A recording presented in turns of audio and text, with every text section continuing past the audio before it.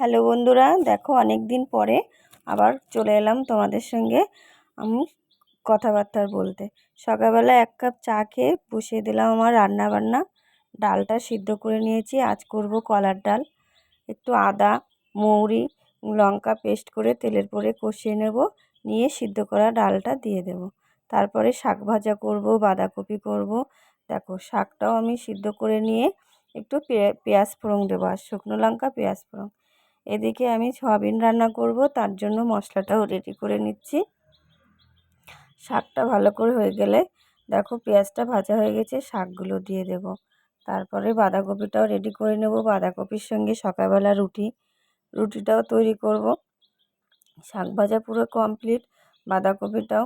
এবার বসিয়ে দিয়েছি সোয়াবিনটা রান্না করছি। এদিকে গ্যাসে রান্না করতে করতে তো অন্য কিছু কাজও হয়ে যায়। এদিকে কটা থালা বাসন ছিল, সেগুলো আমি ধুয়ে নিচ্ছি। দেখো বাঁধাকপি, এদিকে সোয়াবিনটা কষানো হচ্ছে। অল্প তেল দিয়ে কষাচ্ছি, একটু গরম জল দিয়ে। দেখো পুরো রান্নাটা পুরো আমার শেষের দিকে হয়ে এসছে। সোয়াবিনে গরম জল দিয়ে দিয়েছি, কষিয়ে নিয়ে এবার খানিকক্ষণ ফুটতে দেব, দিয়ে গরম মশলার গুঁড়ো দিয়ে নামিয়ে নেব। রুটিটা নামিয়ে নিলাম, রেডি হয়ে গেল আজকের আমার সকাল বা দুপুরের দুটো মিলেই খাবার রেডি শেষ হয়ে গেল। এবার সব খেতে বসেছি সবাই একসাথে।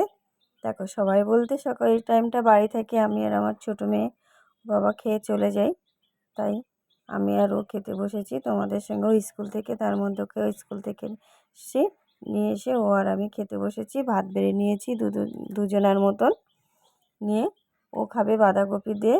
দেখো ওকে বাঁধাকপি দিয়ে মেখে দিয়েছি, আর আমি আগে ডালটা দিয়ে খাবো। এই ছিল আজকের আমার রান্নাবান্না।